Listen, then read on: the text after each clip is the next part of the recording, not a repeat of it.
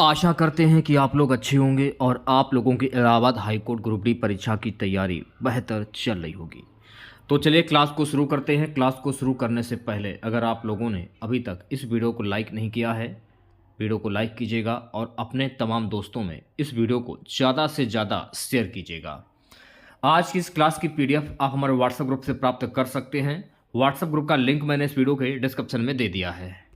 तो चलिए क्लास को शुरू करते हैं। पहला क्वेश्चन देखिएगा, भाषा की सबसे छोटी इकाई को क्या कहते हैं? शब्द कहते हैं, व्यंजन कहते हैं, स्वर कहते हैं या वर्ण कहते हैं?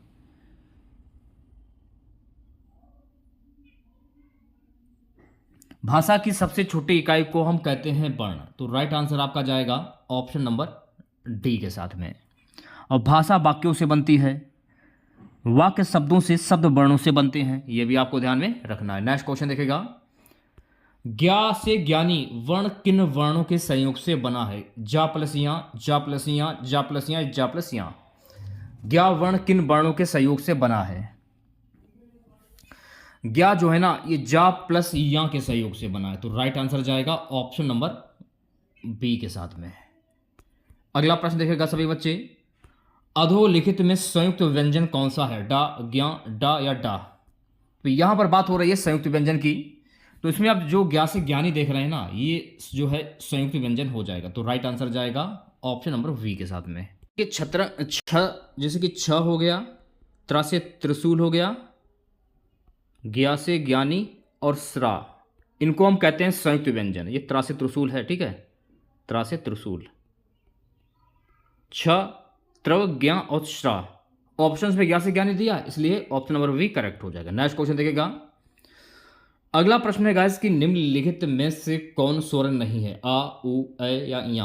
अब देखिए, इसमें जो आप या देख रहे हैं, या, ये जो है स्वर नहीं है, इसलिए इस प्रश्न का जो राइट आंसर जाएगा ऑप्शन नंबर डी के साथ में। या जो है ये स्वर नहीं है। आ हो गया, उ हो गया और ए हो गया, ये आपके स्वर हो जाएंगे। ठीक है, चलिए बढ़ते हैं नेक्स्ट क्वेश्चन की और अगला क्वेश्चन देखेगा। यहां पर देखिए, आपको शुद्ध वर्तनी की पहचान करनी है।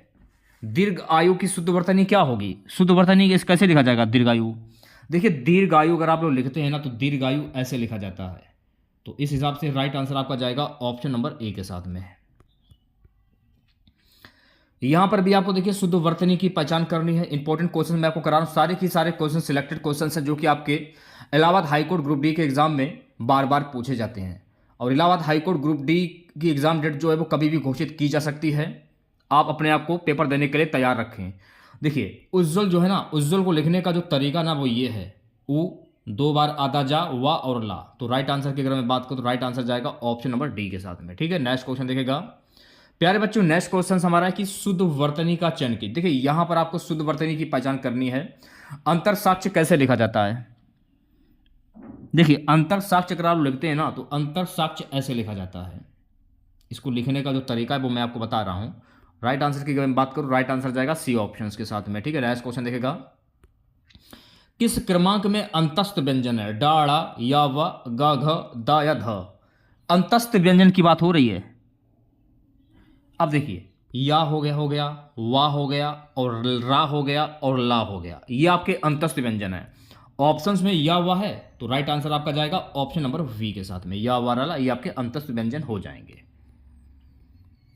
प्यारे बच्चों, नेक्स्ट क्वेश्चन देखेगा कि किस वाक्य में अनिश्चयवाचक सर्वनाम है? यहां पर देखिए, आपको अनिश्चयवाचक सर्वनाम की पहचान करनी है।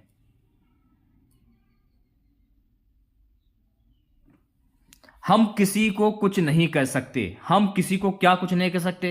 ये तो कोई क्लियर नहीं है कि हम किसी को क्या कहें। कुछ कह ही नहीं सकते। मेरे दिमाग में कोई बात ही नहीं आ रही है कि मैं उसे, उस व्यक्ति को मैं क्या कहूं। तो अनिश्चय है, इसलिए यहां पर हो जाएगा अनिश्चयवाचक सर्वनाम। तो राइट आंसर जाएगा ऑप्शन नंबर सी के साथ में। ठीक है, अगला प्रश्न देखेगा सभी बच्चे। यहां पर देखिए, आपको सही वर्तनी की पहचान करनी है। सही वर्तनी वाला शब्द चुनिए। निरूपाय, निरूपाय की शुद्ध वर्तनी क्या होगी? इसको लिखने का जो तरीका है ना, वो ये रहा। निरूपाय ऐसे लिखा जाता है। तो राइट आंसर जाएगा ऑप्शन नंबर ए के साथ में। अगला प्रश्न क्या है कि हिंदी दिवस किस तिथि को मनाया जाता है? 14 नवंबर, 14 दिसंबर, 14 अगस्त या 14 सितंबर? हिंदी दिवस किस तिथि को मनाया जाता है? इंपॉर्टेंट क्वेश्चन है, 5 स्टार लगा लीजिए। देखिए बच्चों, हिंदी दिवस जो है ना ये 14 सितंबर को मनाया जाता है। कब मनाया जाता है? 14 सितंबर को। तो राइट आंसर जाएगा ऑप्शन नंबर डी के साथ में। इसमें कोई ट्रिक ट्रिक नहीं लगेगी, ठीक है। आरोग्य का पर्यायवाची शब्द क्या होता है? बीमार, अशांत, निरोग, इनमें से कोई नहीं। आरोग्य का पर्यायवाची शब्द क्या होगा? आरोग्य का पर्यायवाची शब्द होता है निरोग। तो राइट आंसर जाएगा ऑप्शन नंबर सी के साथ में। 13वां क्वेश्चन देखेगा, इंद्र का पर्यायवाची शब्द क्या? इंद्रेश, धर्मेंद्र, देवेंद्र, विजयेंद्र। इंद्र को क्या कहते हैं? इंद्र को हम कहते हैं देवेंद्र। तो राइट आंसर जाएगा ऑप्शन नंबर सी के साथ में, देवेंद्र। देवेंद्र जो है ना ये इंद्र का पर्यायवाची शब्द। ये प्रश्न इंपॉर्टेंट है, एक बार देख लीजिएगा आप लोग। देवराज के देखिए पर्यायवाची शब्द होते हैं। देवराज भी जैसे कि आपका हो गया, देवेंद्र भी हो गया, अमरपति हो गया, अमरनाथ हो गया, देवपति, सुरपति, देवेंद्र, देवेश, मधवा, मेघराज, ब्रजधर, सचिपति, सुरेश, सुरेंद्र, सुरराज, महेंद्र। ये सभी शब्द जो है ना इंद्र के पर्यायवाची शब्द होते हैं। तो राइट आंसर जाएगा सी ऑप्शन के साथ में। नेक्स्ट क्वेश्चन देखेगा, कानन किस शब्द का विलोम है? इसका अपोजिट क्या होगा? कानन का वन होगा, सुनसान, भीड़ या शहर। कानन को आप जब इसको उल्टा करेंगे कानन का, तो कानन का जो विलोम शब्द होगा वो बनकर क्या आएगा? शहर। तो राइट आंसर जाएगा ऑप्शन नंबर डी के साथ में। कृतज्ञ, इनमें से किसका विलोम शब्द है? उदार, निर्दयी, कृतज्ञ, आज्ञाकारी। ये भी प्रश्न इंपॉर्टेंट है, एक बार देख लीजिएगा आप लोग। कृतज्ञ इनमें से किसका विलोम शब्द? देखिए कृतज्ञ जो है ना ये कृतज्ञ का विलोम शब्द हो जाएगा। तो राइट आंसर की अगर मैं बात करूं तो राइट आंसर जाएगा सी ऑप्शंस के साथ में। चलिए बढ़ते हैं नेक्स्ट क्वेश्चंस की ओर प्यारे बच्चों। अगला प्रश्न देखेगा, निम्नलिखित में कौन सी रचना धर्मवीर भारती की नहीं है? गुनाहों का देवता, कनुप्रिया, अंधायुग, नाच्यो बहुत गोपाल। कौन सी रचना धर्मवीर भारती की नहीं है? नाच्यो बहुत गोपाल, ये जो रचना है धर्मवीर भारती की नहीं है। तो राइट आंसर जाएगा ऑप्शन नंबर डी के साथ में। देखिए नाच्यो बहुत गोपाल जो है ना ये अमृतलाल नागर की रचना है। अगला प्रश्न देखेगा, लेखक में प्रत्यय बताइए, अन, अनी, अक या अक्कड़। अब देखिए मैंने आपको क्या बताया था कि स्टार्टिंग का जो शब्द होता है वो आपका उपसर्ग होता है और लास्ट वाला शब्द जो होता है वो आपका प्रत्यय होता है। तो लेखक, अक, अक, अक निकल रहा है इसमें, तो लास्ट वाला शब्द यानी कि लेखक, अक। राइट आंसर जाएगा ऑप्शन नंबर सी के साथ में। इसमें क्या है और सिंपल सा क्वेश्चन है। पावक शब्द में प्रत्यय क्या होगा? पावक, लास्ट वाला शब्द आपको पहचानना है, पावक, अक। तो अक कहां पर है? अक ये रहा। तो राइट आंसर जाएगा ऑप्शन नंबर ए के साथ में। राजश्री का संधि विच्छेद क्या होगा? इंपॉर्टेंट क्वेश्चन है, 5 स्टार लगा लीजिए। राजधन ऋषि, रजधन ऋषि होगा या राजधन ऋषि होगा, राधन ऋषि होगा। राजऋषि का संधि विच्छेद क्या होगा? राजधन ऋषि। तो राइट आंसर आपका जाएगा ऑप्शन नंबर ए के साथ में। अगर आपसे ये पूछ लिया जाए कि राजऋषि में प्रयुक्त संधि कौन सी होगी तो गुण संधि हो जाएगी, ये भी आपको ध्यान में रखना है। प्यारे बच्चों नेक्स्ट क्वेश्चन देखेगा, अभ्यर्थी में कौन सी संधि है? दीर्घ संधि, यण संधि, अयादि संधि या गुण संधि। अभ्यर्थी में कौन सी संधि होगी? देखिए इसको करने का तरीका क्या है। जब आप इसको करेंगे सबसे पहले आप इसकी संधि कर लीजिए। तो इसकी संधि क्या होगी? अभि धन अर्थी, अभिधन अर्थी, इसकी संधि हो जाएगी। ठीक है, इसको तो मान लिया जाएगा छोटी ई, इसको मान लीजिएगा छोटा, तो छोटी ई प्लस छोटा मिलकर क्या बना? या, और या किस में आता है? यण स्वर संधि। तो राइट आंसर क्या हो जाएगा? राइट आंसर हो जाएगा ऑप्शन नंबर बी, यण संधि। अगला प्रश्न देखेगा, निम्न में कौन सा शब्द तद्भव है? ऐसे शब्द जो हिंदी भाषा से उत्पन्न हुए हों वो तद्भव शब्द कहलाते हैं। तो यहां पर देखिए आपको तद्भव शब्द की पहचान करनी, ग्रह होगा, अग्नि होगा, घर होगा या क्षीर होगा।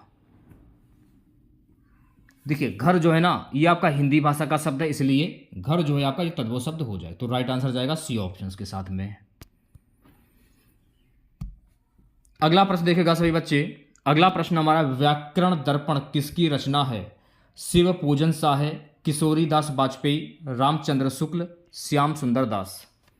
व्याकरण दर्पण किसकी रचना है? सो गाइस व्याकरण दर्पण जो है ना शिव पूजन शाह की रचना है। तो राइट आंसर जाएगा ऑप्शन नंबर ए के साथ में।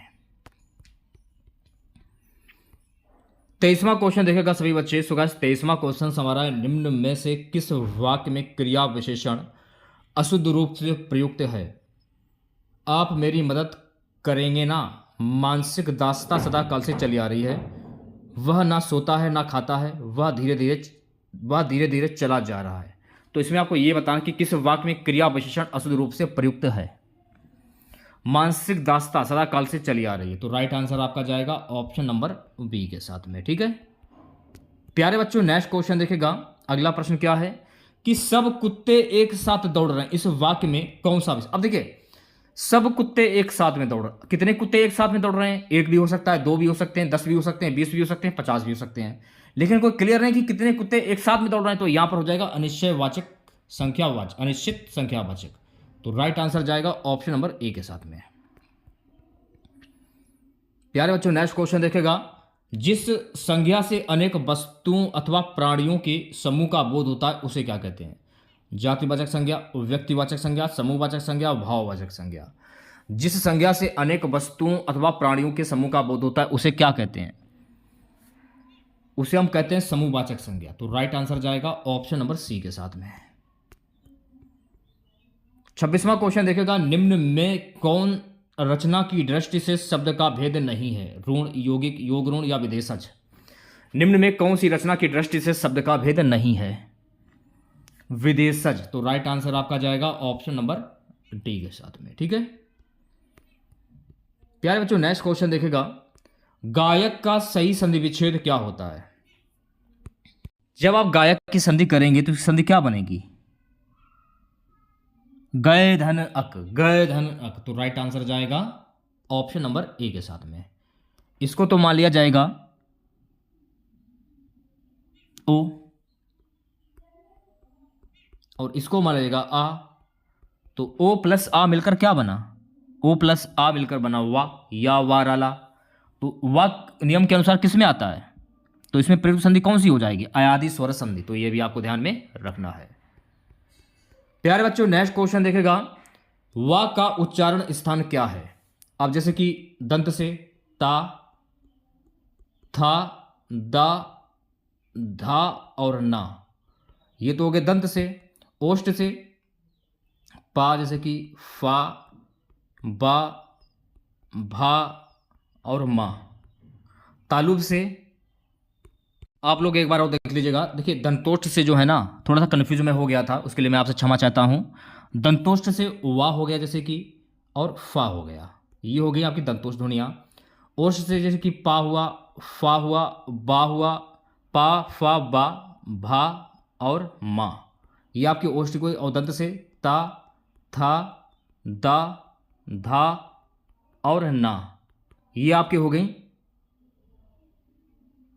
दंत से। तालुब की अगर मैं बात करूं तो तालुब से कौन कौन से वर्ण बोले जाते हैं? तालुब से चा, छा, जा, झा और इया, ये हो गया आपके तालुब की। पूछा क्या जा रहा है कि वाक का उच्चारण स्थान क्या होगा? तो वा का उच्चारण स्थान हो जाएगा दंतोष्ठ। तो वा किस में आ रहा है? वा और पा रहा है। तो राइट आंसर आपका जाएगा ऑप्शन नंबर ए के साथ में। ठीक है, ये आपको ध्यान में रखना है। नेक्स्ट क्वेश्चन देखेगा। प्यारे बच्चों, नेक्स्ट क्वेश्चन हमारा है कि अमीर खुसरो की रचनाएं किस बोली में रचित हैं? अवधी, ब्रजभाषा, खड़ी बोली या कन्नौजी। अमीर खुसरो की रचनाएं किस बोली में रचित हैं? खड़ी बोली। तो राइट आंसर आपका जाएगा ऑप्शन नंबर सी के साथ में। अगला प्रश्न देखेगा। लब्ध प्रतिष्ठ में समास क्या होगा? अव्ययभाव, द्वंद्व, द्विगु या बहुप्रिय। लब्ध प्रतिष्ठ में कौन सा समास होगा? तो लब्ध प्रतिष्ठ में हो जाएगा बहुप्रिय समास। तो राइट आंसर आपका जाएगा ऑप्शन नंबर डी के साथ में। ठीक है, अगला क्वेश्चन देखेगा। हिंदी की कितनी उपभाषाएं हैं? 3, 4, 5 या 6। हिंदी की कितनी उपभाषाएं होती हैं? सो गाइस हिंदी की कुल 5 उपभाषाएं होती हैं। तो राइट आंसर आपका जाएगा ऑप्शन नंबर सी के साथ में। नेक्स्ट क्वेश्चन देखेगा। निम्न में से कौन सा गजानन का पर्यायवाची? देखिए गजानन का पर्यायवाची लंबोदर भी होता है, लब्ध प्रतिष्ठा भी होता है, दामोदर भी होता है, लेकिन मधुसूदन जो है ना, ये गणेश का पर्यायवाची शब्द नहीं। तो राइट आंसर आपका जाएगा सी ऑप्शन के साथ में। तो मधुसूदन जो है ना, ये कृष्ण का पर्यायवाची शब्द है। ठीक है, नेक्स्ट क्वेश्चन देखेगा। आत्मनिर्भरता का विलोम शब्द क्या होगा? आर्दत, परजीवी, ग्रहजीवी, दुराग्रही। आत्मनिर्भरता का विलोम शब्द क्या होगा? तो इसका विलोम शब्द होता है परजीवी। तो राइट आंसर जाएगा ऑप्शन नंबर बी के साथ में। ठीक है, अगला प्रश्न क्या है कि कायर का विलोम शब्द क्या होता है? शूरवीर, नालायक, मूर्ख, बेहिया। कायर का विलोम शब्द क्या होता है? सो गाइस, कायर का विलोम शब्द होता है शूरवीर, यानी इसका अपोजिट। सिंपल सा क्वेश्चन। तो राइट आंसर क्या हो जाएगा? राइट आंसर जाएगा ऑप्शन नंबर ए के साथ में। ठीक है, नेक्स्ट क्वेश्चन देखेगा, राधा का पर्यायवाची कौन सा शब्द है? महिषी, ब्रजरानी, यामिनी या भार्गवी। राधा का पर्यायवाची शब्द क्या होता है? तो राधा का पर्यायवाची शब्द होता है मेरे प्यारे साथियों, इसे आप ब्रजरानी कह सकते हैं। तो राइट आंसर की अगर मैं बात करूं तो राइट आंसर आपका जाएगा ऑप्शन नंबर वी के साथ में। 36वां क्वेश्चन क्या है? आहूत का विलोम शब्द क्या होगा? बंधन, अविश्वास, विराग, अनाहूत। आहूत का विलोम शब्द क्या होता है? तो आहूत का विलोम शब्द होता है मेरे प्यारे साथियों अनाहूत।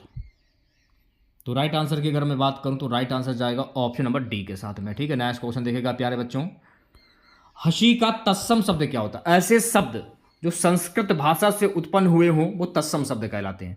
तो हंसी को जब आप संस्कृत में कन्वर्ट करेंगे तो संस्कृत में कन्वर्ट करने पर हंसी को हम संस्कृत में क्या कहेंगे, यानी इसका तत्सम शब्द क्या बनेगा? हास्य बनेगा। तो राइट आंसर की अगर मैं बात करूं तो राइट आंसर आपका जाएगा ऑप्शन नंबर डी के साथ में। अगला प्रश्न देखेगा, सुकर्म में कौन सा उपसर्ग प्रयुक्त हुआ है? सम, सु, सर या कम। उपसर्ग की मैं बात करूं तो उपसर्ग यानी कि स्टार्टिंग का जो शब्द होता है वो आपका उपसर्ग होता है और लास्ट वाला जो शब्द होता है वो प्रत्यय होता है। तो सु जो है ना, सु सु हो जाएगा। तो राइट आंसर की अगर मैं बात करूं तो राइट आंसर जाएगा ऑप्शन नंबर वी के साथ में। ठीक है, नेक्स्ट क्वेश्चन देखेगा, सूर्योदय की संधि विच्छेद क्या होगी? सूर्योधन दय, सुधन उदय, सुधन दय या सूर्यधन उदय। सूर्योदय, सूर्योदय की संधि तो सूर्य धन उदय। तो राइट आंसर की अगर मैं बात करूं तो राइट आंसर आपका हो जाएगा ऑप्शन नंबर वी। अब देखिए, इसको तो मान लीजिएगा छोटा, इसको भी मान लीजिए छोटा, तो छोटा प्लस छोटा बराबर क्या होता है? बड़ा। और इसमें प्रयुक्त संधि कौन सी हो जाएगी? स्वर संधि हो जाएगी। ये भी आपको ध्यान में रखना है प्यारे बच्चों। नेक्स्ट क्वेश्चन देखेगा, नीलांबर में कौन सा समास है? द्विगु, बहुप्रिय, कर्मधार या अव्ययभाव। नीलांबर, नीला अंबर है जिसका, नीलांबर में हो जाएगा बहुप्रिय समास। तो राइट आंसर की अगर मैं बात करूं तो राइट आंसर आपका जाएगा ऑप्शन नंबर वी के साथ में। अंबर किसको कहा गया है? आकाश को। आकाश की पूजा की जाती है, चारों दिशाओं की पूजा की जाती है, नदियों की भी पूजा की जाती है, पानी की भी पूजा की जाती है। तो गगन को क्या माना है? नीलांबर।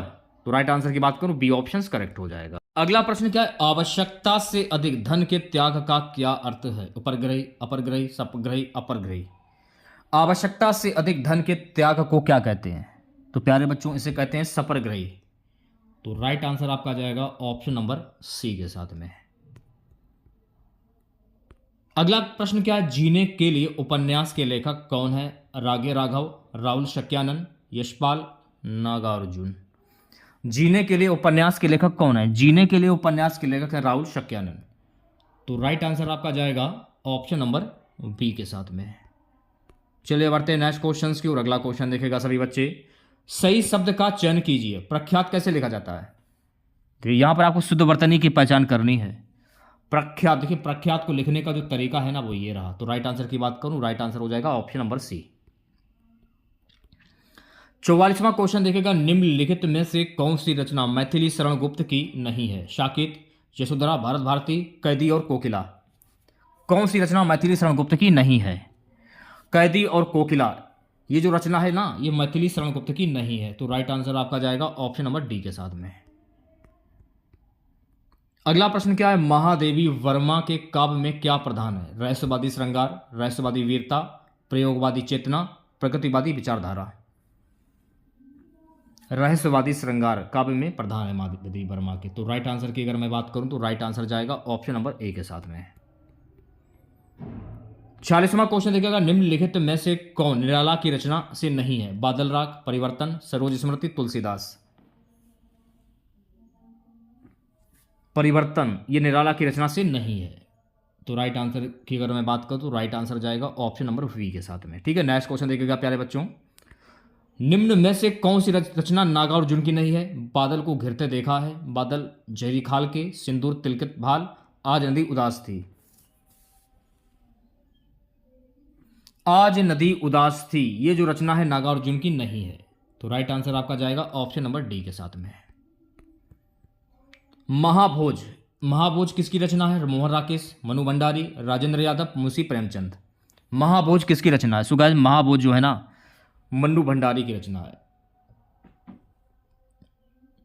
तो इस प्रश्न का जो राइट आंसर जाएगा ऑप्शन नंबर वी के साथ में। ठीक है, नेक्स्ट क्वेश्चन देखिएगा। निम्न में से कौन सी कृति दिनकर की है? परशुराम की प्रतीक्षा, अंधा युग, संसद से सड़क तक, भारत भारती। कौन सी कृति दिनकर की है? देखिए परशुराम की प्रतीक्षा जो है ना ये कृति दिनकर की है। तो इस प्रश्न का जो राइट आंसर जाएगा ऑप्शन नंबर ए के साथ में। आज की क्लास का लास्ट क्वेश्चन रहेगा, रमेश गिर पड़ा, इस वाक्य में गिर पड़ा क्या है? सकर्मक क्रिया, संयुक्त क्रिया, प्राणांतक क्रिया, सहायक क्रिया। रमेश गिर पड़ा तो ये संयुक्त क्रिया हो जाएगी। तो इस प्रश्न का जो राइट आंसर जाएगा ऑप्शन नंबर वी के साथ में।